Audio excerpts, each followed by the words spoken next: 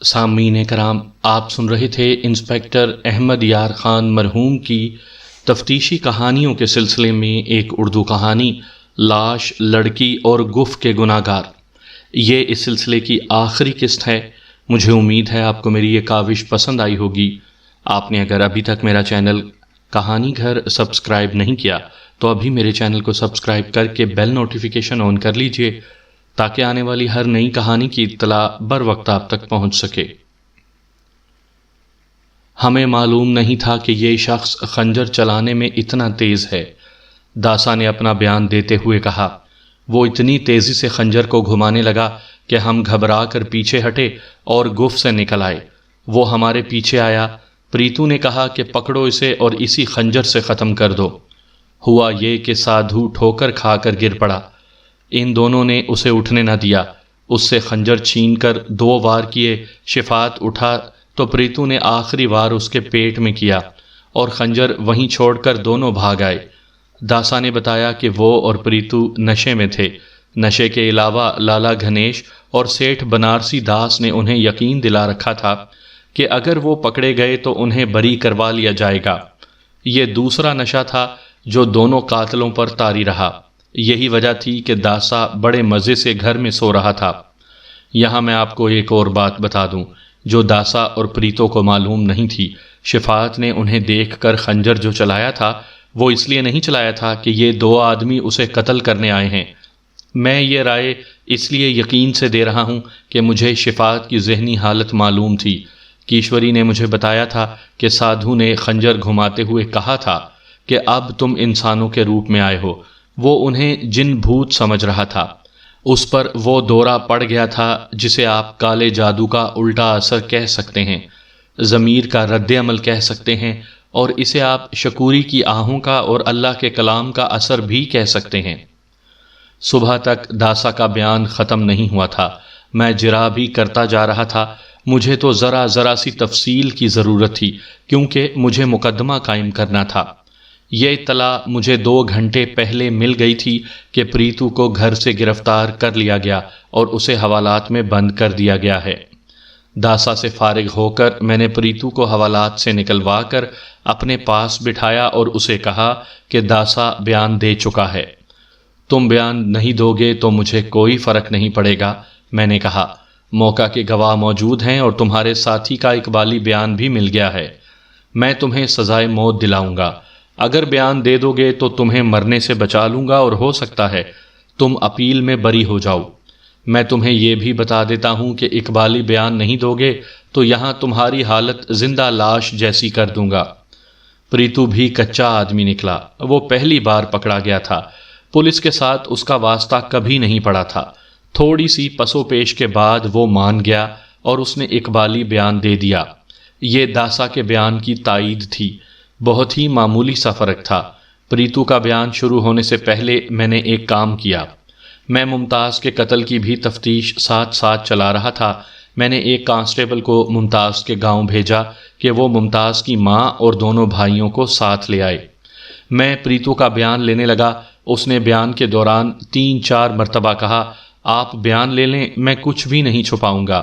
لالا اور سیٹھ ہمیں چھڑا لیں گے۔ میں آپ کا حکم مان رہا ہوں، آپ کو ناراض نہیں کروں گا۔ میں نے بھی اسی خواہش کا اظہار کیا کہ وہ بری ہو جائے اور یہ بھی کہا کہ میں مقدمہ بڑا ڈھیلا بناؤں گا، تم بری ہو جاؤ گے، تم نے کسی بے گناہ آدمی کو قتل نہیں کیا۔ پریتو داسا کی طرح کم عقل آدمی تھا۔ اس سے مجھے بہت فائدہ ہوا۔ اس کا بیان بہت لمبا تھا۔ اس دوران مجھے اطلاع ملی کہ ممتاز کی ماں، باپ اور بھائی آ گئے ہیں۔ میں نے کہا کہ انہیں باہر زمین پر بٹھا دو۔ سورج غروب ہونے تک وہ باہر زمین پر بیٹھے رہے۔ میں نے کانسٹیبل سے کہا کہ انہیں کہو کہ چلے جائیں اور انہیں میرے پاس نہ آنے دینا۔ پریتو کا بیان ہو چکا تھا اور اسے حوالات میں بند کر دیا گیا تھا۔ کیشوری اور اس کے باپ کو میں نے خوب کھلایا پلایا تھا۔ کیشوری کو میں نے کچھ باتیں بتائیں اور اس کے باپ سے کہا کہ وہ کیشوری پر کوئی شک نہ کرے۔ یہ بیچاری بیوہ ہے، اپنے من کی شانتی کے لیے سادھو کے ہاں چلی گئی تھی، مگر وہاں کوئی اور ہی واقعہ ہو گیا۔ باپ خوش ہو گیا کہ اس کی بیٹی پر کوئی الزام نہیں۔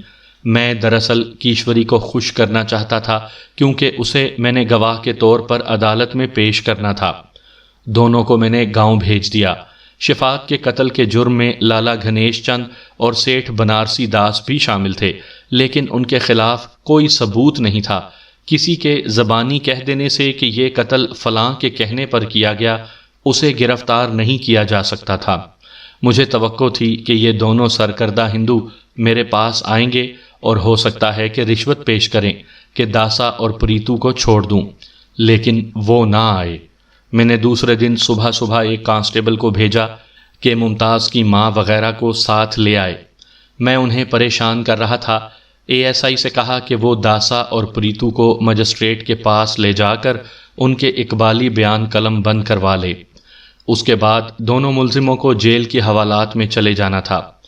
ممتاز کی ماں اپنے بیٹوں اور خاوند کے ساتھ آئی تو میں نے انہیں باہر بٹھا دیا اور دوسرے کاموں میں مصروف ہو گیا۔ میں نے آپ کو پہلے بتایا ہے کہ ممتاز کا گاؤں دوسرے تھانے میں تھا۔ اس کے انچارج سب انسپیکٹر معین الدین خان نے کہا تھا کہ وہ مجھے بہت اچھے مخبر دے گا۔ اس نے اپنا یہ وعدہ پورا کر دیا تھا۔ اس کے 2 مخبروں نے ممتاز اور اس کے خاندان کے متعلق بڑے کام کی باتیں بتائی تھیں، جن سے ممتاز کے بھائیوں پر میرا شک پختہ ہوتا چلا جا رہا تھا۔ ان کی ماں کو بار بار تھانے بلا کر دراصل میں اس کے بھائیوں کو پریشان کر رہا تھا۔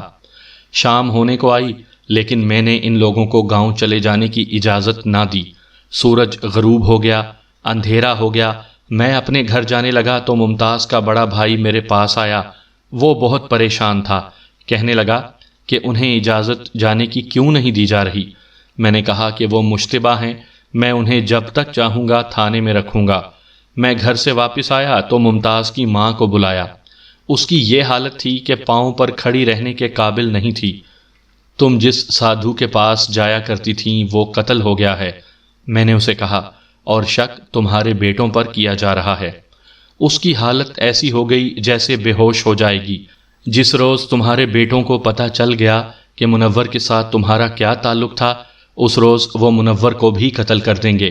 میں نے کہا، تمہارے بیٹے پھانسی کے تختے پر ضرور کھڑے ہیں، انہیں بچاؤ۔ آپ اندازہ کر سکتے ہیں کہ ایسی باتوں سے ایک ماں کی جذباتی حالت کیا ہو جاتی ہوگی۔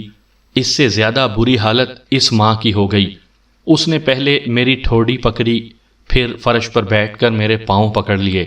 رو رو کر کہنے لگی کہ میرے بیٹوں کی جگہ مجھے پھانسی دے دو، میں اپنی زمینیں بیچ کر ساری رقم آپ کے قدموں میں رکھ دوں گی۔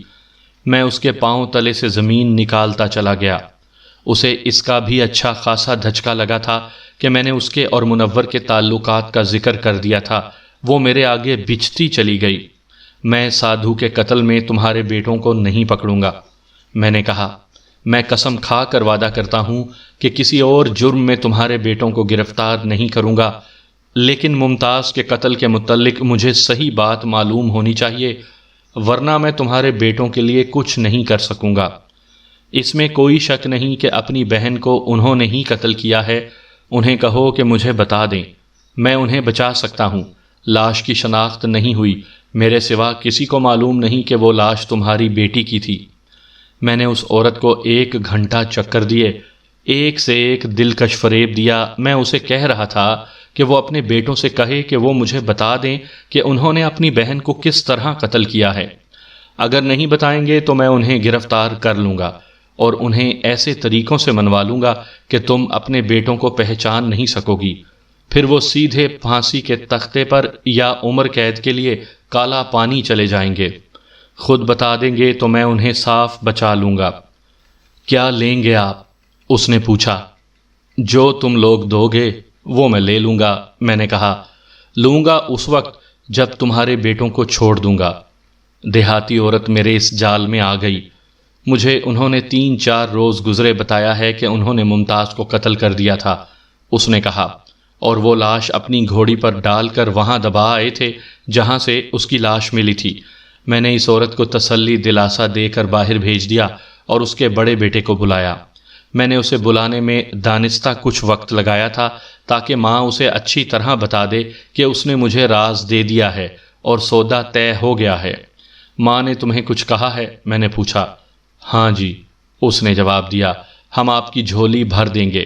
میں تمہاری کھال نہیں اتاروں گا، میں نے کہا، جائز رقم لوں گا اور تمہارا کام کر دوں گا۔ اس نے بتایا کہ جس رات اس کی ماں اور اس کا باپ دوسرے گاؤں گئے ہوئے تھے، انہوں نے ممتاز سے کہا کہ وہ اپنا دماغ درست کر لے۔ ممتاز نے انہیں کوئی جواب نہ دیا، وہ سو گئے۔ چھوٹے بھائی کی ویسے ہی آنکھ کھل گئی۔ اس نے دیکھا کہ ممتاز بستر پر نہیں تھی۔ اس نے بڑے بھائی کو جگایا۔ بڑا بھائی باہر نکلا۔ ممتاز آ رہی تھی۔ بڑے بھائی نے اس سے پوچھا کہ وہ کہاں سے آ رہی ہے۔ ممتاز نے کہا کہ دل گھبرا رہا تھا، اس لیے باہر نکل گئی تھی۔ بڑے بھائی نے اسے گالی دی۔